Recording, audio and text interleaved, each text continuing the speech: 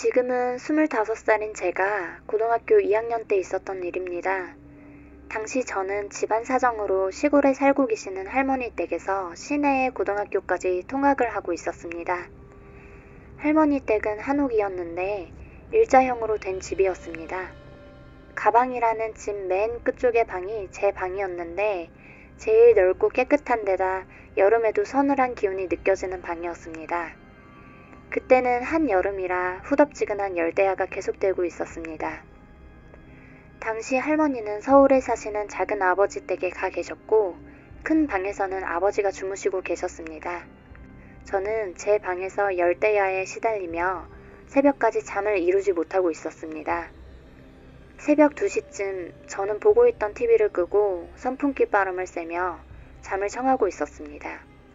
그때 제가 쓰던 선풍기는 약간 고장이 난 상태였는데 회전 버튼을 누르면 회전 도중 머리가 잘 움직이지 않아 딱딱 소리가 났었습니다.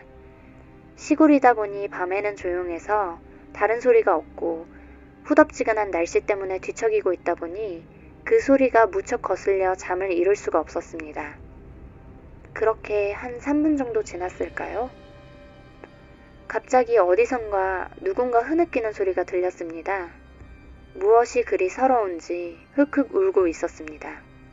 처음에는 이게 무슨 소린가 싶어 귀를 기울이고 있었지만 곧 정신이 번쩍 들었습니다.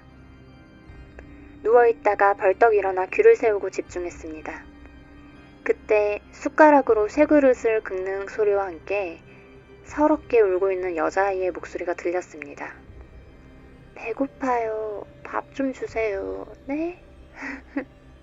배고파요. 밥 좀 주세요. 네? 그 소리를 듣는 순간 온몸에 털이 쫙 곤두섰습니다. 당시 저는 잠에 취해 있거나 반쯤 잠든 것도 아니었고 멀쩡한 정신으로 일어나 있었습니다.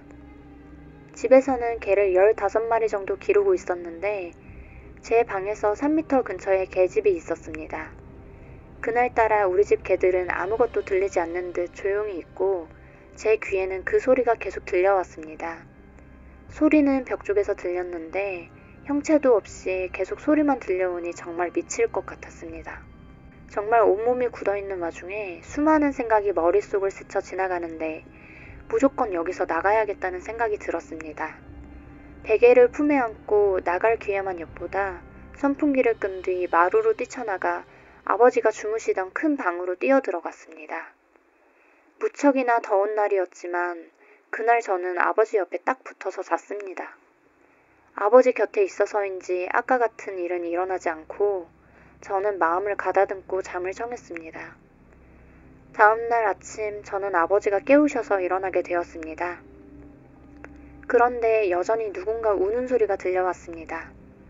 알고 보니 울고 있는 것은 저였습니다. 기억은 나지 않았지만 굉장히 슬픈 꿈을 꾸었던 것 같습니다. 그리고 이후에는 마음이 무척이나 평안해졌던 것으로 기억합니다. 도대체 그때 밥그릇을 긁으며 애처롭게 울던 소녀는 누구였을까요? 아직도 그 슬픈 목소리가 귓가에 생생합니다.